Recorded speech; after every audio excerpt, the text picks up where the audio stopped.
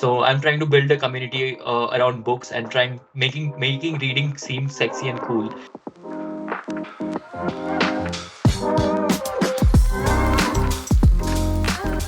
Welcome to another episode of Tea with Tea. Welcome, Avdhoot. It's been quite some time. Happy to see you again. But why don't you just Mhm. introduce yourself? What do you do? Sure. Sure. Thank you so much, Steve, for having me on the episode. I'm really excited to hear stories and share my stories. My name is Avdhoot, and I'm a recent graduate from Duke University. I did my master's in engineering and management from Duke. Apart from that, I believe I'm a storyteller in some ways. I'm a sucker for stories. I have a YouTube channel where I recommend books, I talk about books, I share my perspectives on whatever books I'm reading. So I'm trying to build a community around books and trying making reading seem sexy and cool.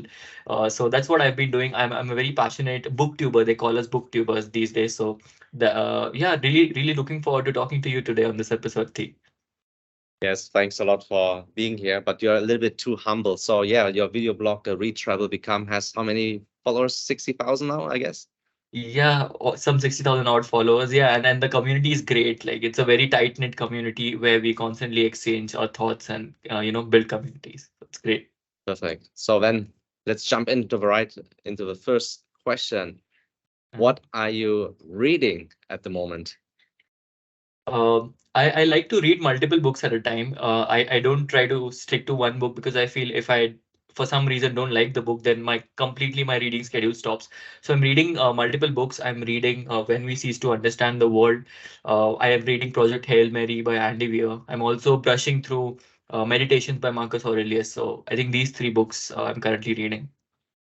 Wow, that's great. Actually, I recently had a post where I was actually in a library in Seoul, and it also dawned to me that we often don't take the time anymore to read. Hmm.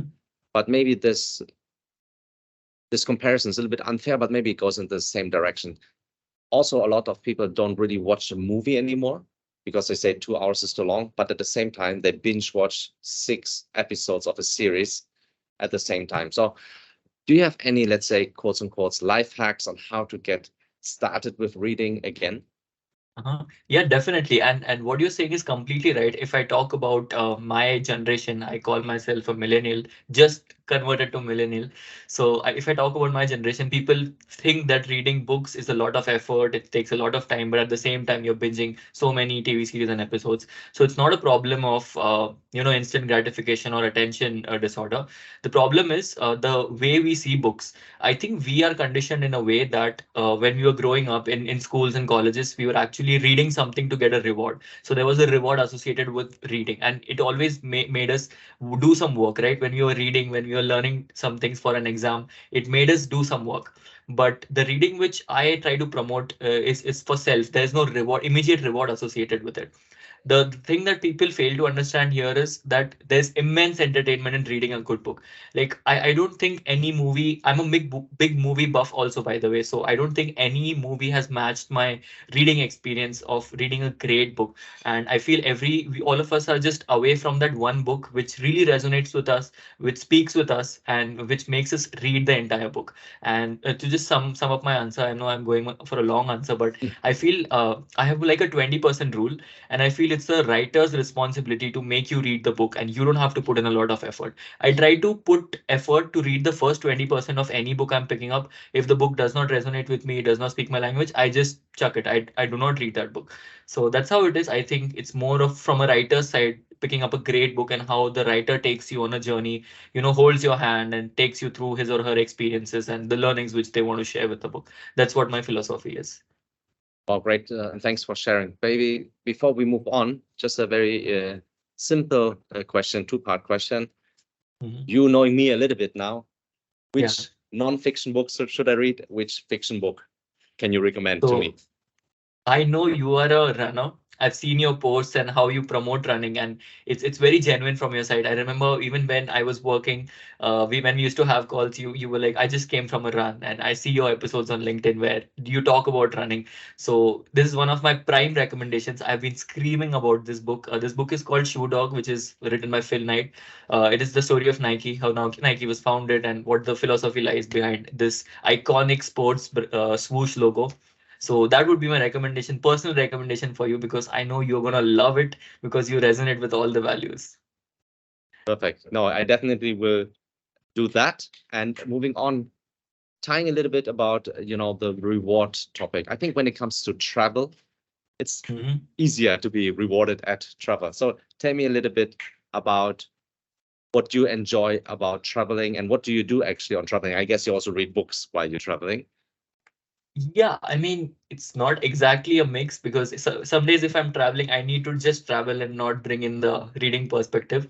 I believe travel makes me feel some things which I didn't know existed in me. Like, let's say I'm in a new country right now.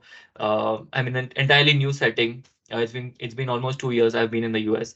I come from India. So after coming here, when you are in a new setting, you feel differently about things. When you meet new people, when you see different systems and structures, you feel differently. I really love that feeling inside me. That is what travel is about me, to discover those hidden feelings inside you. I don't know if it makes sense, but yeah. Oh, definitely. I think it's a very personal journey everyone is on.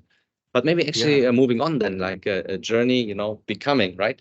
Your Uh-huh. blog is to read, travel, become. So what are Yeah. you actually aspiring to become for the time being?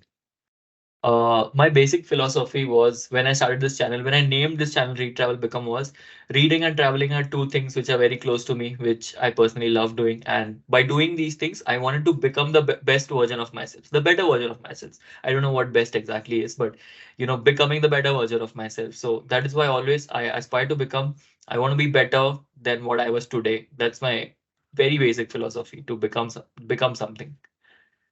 Didn't you just subtly also explain what we are doing here at SAP Signavio in a kind of different way? Yeah. In a different way. Yeah. Yes. Indeed. So maybe, like you were spending some months with us at SAP Signavio. Maybe you can also share a little bit of your experiences for other young talent and graduates. What was, let's say, what did you do, and what was like one of the remarkable moments? Right. So while I was in my university, I got a chance to work as a working student with SAP Signavio for my internship. The internship was for 6 months, and here I was working as in a team where we were supposed to design a design thinking workshop, where we were supposed to understand what the client requirements are, understand the customer journey, and where in the customer journey can they improve and ideate and innovate. The definition of innovate was executing possible ideas, which is what I learned from my entire internship. And it was a great experience because I was learning a lot of concepts theoretically, and I got to, foster that into my workings daily, and meet people like you. Like today, I've learned so much from you, as much I've learned from a course, I feel. So that was one of the highlights of my student journey here, where as a student, I got to first hand learn from, straight from the horse's mouth, basically. Well, thanks a lot for sharing. Maybe from my side, the last question is, wow, now trying to connect all the three topics we have been speaking about, read, travel, become. This one you probably know. So Uh-huh. utilizing Campbell's monomyth Mhm. on the journey, where are you at the moment, let's say from 1 to 12? I thoroughly believe I'm in the journey about call to adventure. I believe I was sitting in my room. It was my birthday, and Hagrid came and told me, "Look, Harry, you are not a Muggle. You are a wizard, and it's time for you to go to Hogwarts."